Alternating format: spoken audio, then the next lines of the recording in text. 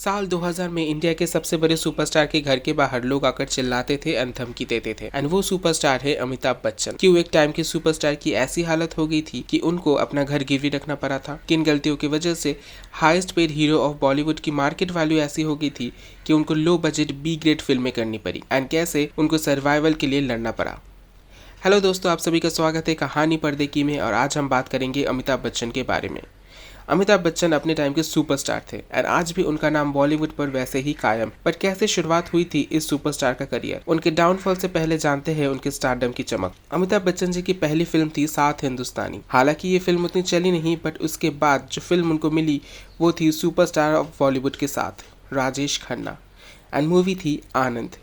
ये मूवी बहुत हिट रही एंड ये मूवी वो थी जिसने हमें ज़िंदगी जीना सिखाया एंड दिया द फेमस डायलॉग, जिंदगी बड़ी होनी चाहिए लंबी नहीं। मूवी तो बहुत हिट रही। इन अ वे मूवी में अमिताभ बच्चन को कास्ट राजेश खन्ना ने ही करवाया था, बट यही थी राजेश खन्ना जी की सबसे बड़ी गलती। धीरे धीरे अमिताभ बच्चन को राजेश खन्ना की जगह मिल गई एंड कुछ फिल्में भी। इनिशियली चॉइस राजेश खन्ना थे, बट स्क्रिप्ट की डिमांड एंड पॉपुलैरिटी के चलते अमिताभ बच्चन को इंडस्ट्री में वो जगह मिल गई जो एक टाइम पे राजेश खन्ना की थी। आनंद के बाद अमिताभ बच्चन को मिली जंजीर एंड जिस तरह से लीड कैरेक्टर का रोल लिखा गया था वो उस टाइम पे टॉप एक्टर्स करने से मना कर दिए थे, क्योंकि हीरो फिल्म में गुस्सा करता है, एंग्री है, बट हीरोइज्म लुकिंग वाला भी है। आखिर में सबसे हारने के बाद फिल्म के मेकर ने बिग बी को रोल ऑफर किया, क्योंकि आनंद के बाद बिग बी की उतनी ज़्यादा हिट फिल्में भी आई नहीं थी एंड वो स्ट्रगल कर रहे थे।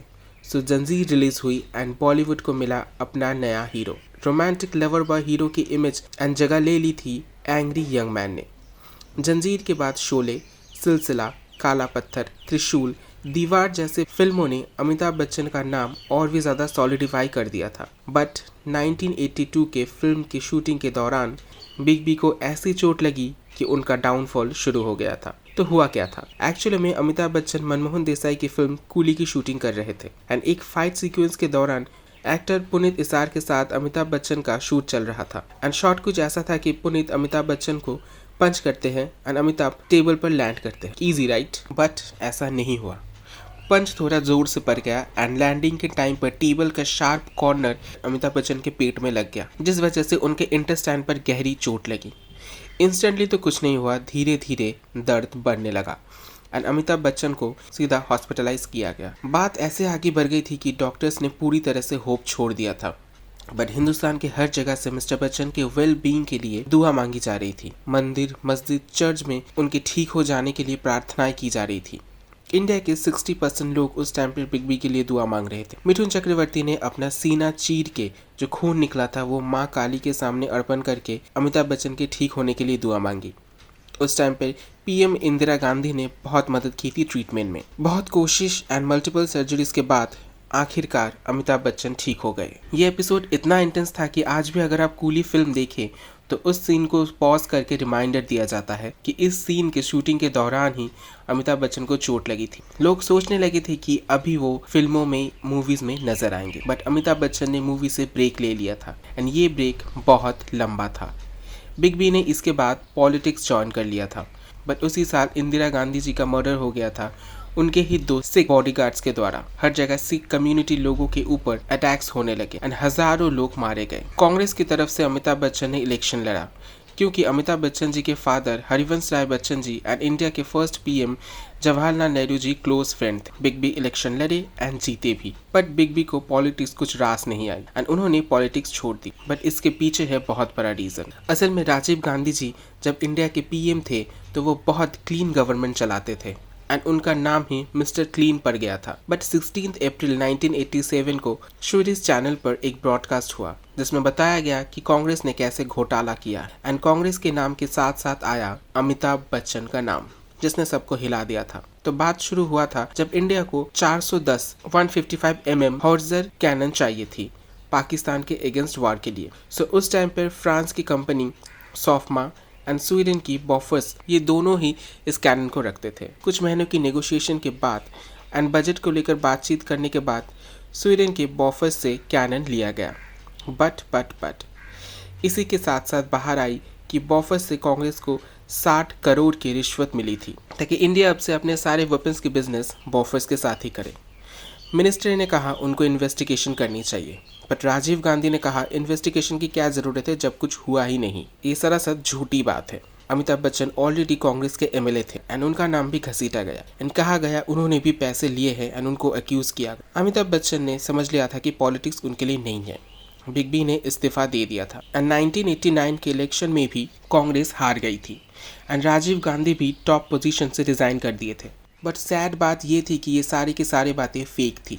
इन्वेस्टिगेशन का रिजल्ट बाहर आया एंड अमिताभ बच्चन को क्लीन चिट दिया गया एंड इन्वेस्टिगेशन में ये भी कहा गया था कि कांग्रेस के ऊपर भी जो ब्लेम लगाया गया था वो भी बेसलेस था। बट इस कंट्रोवर्सी के दौरान अमिताभ बच्चन का नाम बहुत ख़राब हो गया था।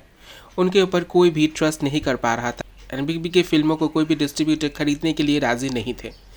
बट आज का अर्जुन के मेकर केसी बुकारिया ने बिग बी को आज का अर्जुन ऑफर किया। बट ये मूवी मिस्टर बुकारिया की डेब्यू फिल्म थी एंड अगर ये फिल्म फ्लॉप हो जाती तो सबसे बड़ा लॉस होता केसी बुकारिया को।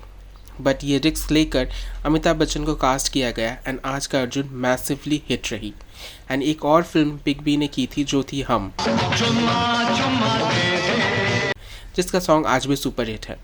एंड अमिताभ बच्चन के पास कुछ पैसे आ गए थे जिसको लेकर बिग बी करने वाले थे एक और गलती, जिस वजह से उनको होने वाली थी बहुत बड़ी प्रॉब्लम। एक्चुअली अमिताभ बच्चन की कुछ फिल्में जैसे अजूबा, लाल बादशाह, सूर्यवंशम फ्लॉप हुई एंड उन्होंने सोचा कि कुछ और किया जाए।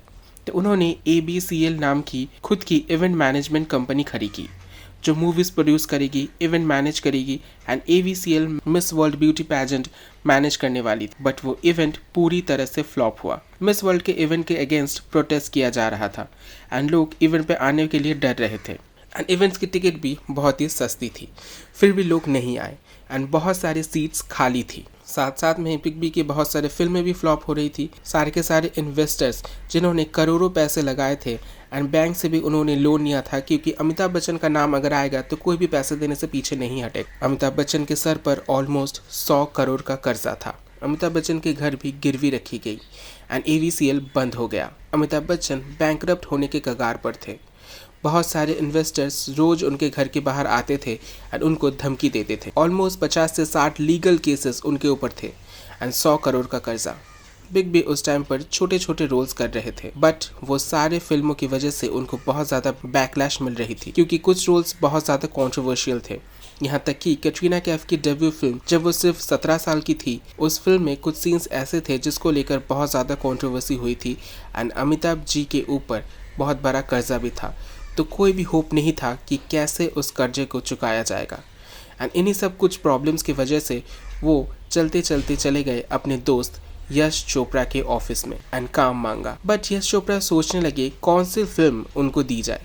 तब उनको याद आया आदित्य चोपड़ा की कहानी, जिसमें एक स्ट्रॉन्ग पर्सनालिटी की ज़रूरत थी, जो स्ट्रॉन्ग भी है and at the same time लोगों के करीब भी हो।